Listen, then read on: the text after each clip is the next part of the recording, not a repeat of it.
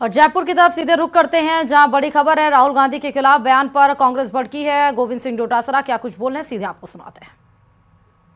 Income tax CBI का दुरुपयोग करके लोगों को धमकाने का काम कर रहे हैं और इनकी पार्टी के राष्ट्रीय अध्यक्ष तो कुछ है ही नहीं, उनको पता ही नहीं है। उनको याद दिलाया जाता हाथ पकड़ के कि अभी तक आप ही राष्ट्रीय अध्यक्ष हो, और वो कहां छुपे बैठे, मंत्री भी बन गए। लेकिन जिस तरीके की बयानबाजी इनके भारतीय जनता पार्टी के लोग केंद्र में बैठे हुए देश के इन बड़े बड़े पदों पे बैठे हुए लोगों के इशारे के ऊपर आज कर रहे हैं, ये बहुत ही निंदनीय है। ये कोई छोटी बात नहीं है कि राहुल गांधी जी जो देश की आवाज बनकर के कई सालों से देश के लोगों की समस्याओं को उठाने का काम कर रहे हैं। जब 10 साल हमारी सरकार थी, राहुल गांधी जी कोई पद पे नहीं थे, सोनिया गांधी जी कोई पद पे नहीं थी, लेकिन आपने देखा होगा बच्चों की शिक्षा के लिए राइट टू एजुकेशन लेकर के आए।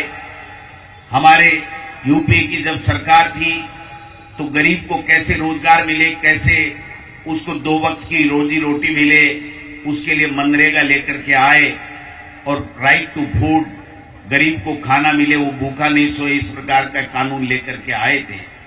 आज 10 साल से एक भी ऐसा कानून नहीं है, एक भी ऐसी योजना नहीं है जो 10.25 साढ़े 10 साल के बाद में जो गरीब को मदद देती हो, बेरोजगारों को रोजगार देती हो, किसान की आमदनी दोगुनी करती हो, किसान के अंदर कहीं कोई आगे प्रोग्रेस करने की कोई ललक जगाने वाली या मदद करने वाली कोई स्कीम इनके पास में नहीं है। जबकि जब किसान अपना हक मांगने के लिए उनके वादे के मुताबिक जब दिल्ली जा रहा था प्रदर्शन करने के लिए, अपनी बात कहने के लिए, तो 15 महीने तक खून के आंसू रुलाए गए। उनको किस प्रकार से आतंकवादी कहा गया, किस प्रकार से उनको चोर उचका खाया गया, खालिस्तानी कहा गया, लेकिन किसान ने सहन कर लिया, देश के वातावरण को नहीं बिगड़ने दिया, देश के भाईचारे को नहीं बिगड़ने दिया। और अब हद हो गई जब स्वर्गीय इंदिरा गांधी के पोते और स्वर्गीय राजीव गांधी जी के बेटे, जिन्होंने देश की एकता और अखंडता के लिए अपने प्राण न्यौछावर कर दिए, उस राहुल गांधी को जो देश के नौजवान की, गरीब की, दलित की, पिछड़े की, माइनॉरिटी की, महिलाओं की, सबकी आवाज बनकर के इस देश में और लोकसभा के अंदर नेता प्रतिपक्ष के रूप में अपनी आवाज बुलंद कर रहा है देश के लोगों की, उसके खिलाफ किस प्रकार की बयानबाजी कर रहे हैं। तरविंदर सिंह मारवा जो दिल्ली का नेता है, वो ये कहता है कि राहुल गांधी तेरा वो हस्न होगा जो तेरी दादी का हुआ। इससे बड़ी शर्म की कोई बात हो नहीं सकती है। मैं समझता हूं कि रणबीर बिट्टू, बेन सिंह जी का पोता, जिन्होंने पूरी उम्र कांग्रेस को वहां पर विभिन्न पदों के ऊपर बैठे। तो पीसीसी। और इधर दौसा के बांदीकुई में बुधवार शाम 5 बजे बोरवेल में गिरी 2 साल की मासूम नीरू को सही सलामत बाहर निकाल लिया गया। बच्ची को बचाने के लिए एनडीआरएफ, एसडीआरएफ समेत कई टीमें लगी, जिन्होंने करीब 18 घंटे की कड़ी मशक्कत के बाद सफलता हासिल की। देखिए रिपोर्ट।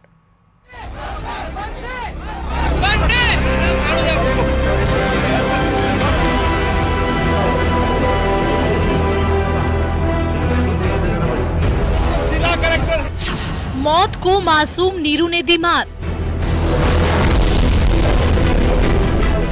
18 घंटे बाद नीरू का सफल रेस्क्यू। 600 फीट गहरे बोरवेल में गिरी थी बच्ची।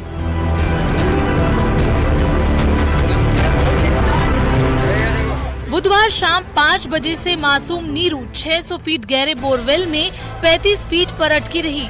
हर किसी की सांसें थमी, लेकिन उसे बचाने की कोशिशें लगातार होती रही। कई बार असफलता भी हाथ लगी, लेकिन किसी ने भी हौसला नहीं हारा। रेस्क्यू टीम ने बोरवेल से करीब 60 फीट दूरी पर दूसरा गड्ढा खोदा और करीब 18 घंटे की कड़ी मशक्कत के बाद 2 साल की नीरू को सकुशल बोरवेल से निकाल लिया। उसके बगल में पैरेलल डिगिंग की, 28 फीट पर उसके पैर थे। हमने 20 फीट दूर से उसका जो है पैरेलल डिगिंग की और 30 फीट 31 फीट किया।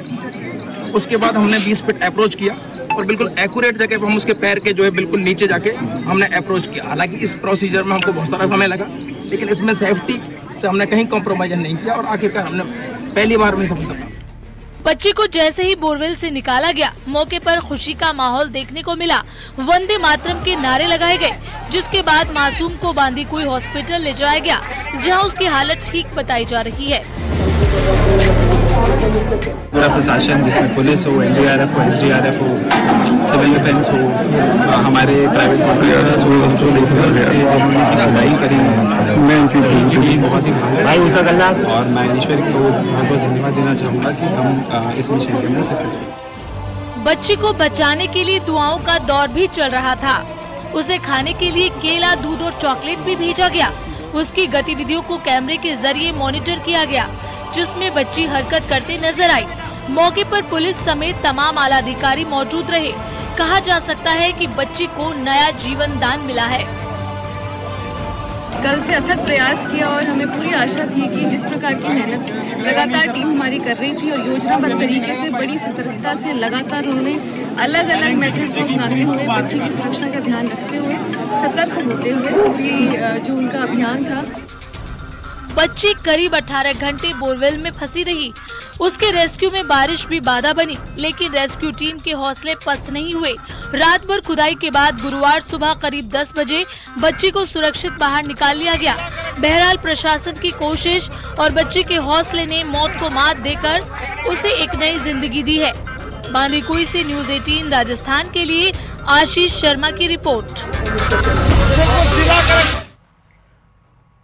और अब बात जयपुर से बड़ी खबर की, जहां खाद्य सुरक्षा विभाग की बड़ी कार्रवाई देखने को मिली। दरअसल कंवर नगर स्थित Venus Indian dhaba and restaurant पर यह कार्रवाई को अंजाम दिया गया। कार्रवाई के दौरान वहां पर अनियमितताएं पाई गई।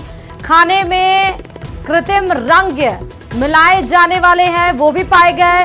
बासी सब्जियां, फंगस और कढ़ाई गंदी मिली है। ये तस्वीरें आपको दिखा रहे हैं। खाने में जो कलर मिलाया जाता है वो कलर पाया गया है। ये कलर की तस्वीर पैकेट की देखिए।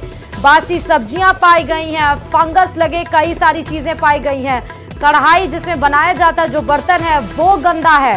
तो खाने में आप देखिए कि किस तरह लोगों के जान से खिलवाड़ करने की एक तस्वीर निकलकर तब सामने बाहर आई जब खाद्य सुरक्षा विभाग की तरफ से बड़ी कार्रवाई को अंजाम दिया गया है।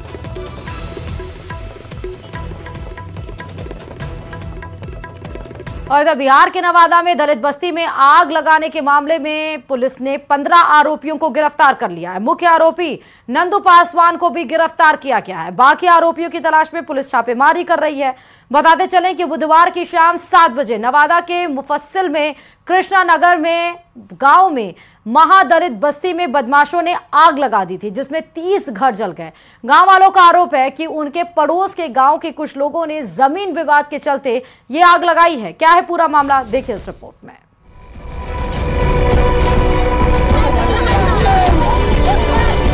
नवादा की दलित बस्ती में आग जली।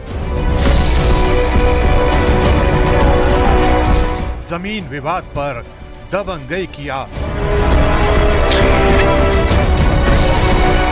20 से ज्यादा घरों को किया आग के हवाले।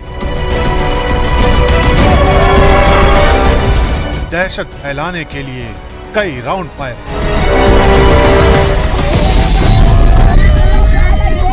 जमीन विवाद पर भड़काई गई आग ने एक हंसती खेलती बस्ती को राख के ढेर में तब्दील कर दिया।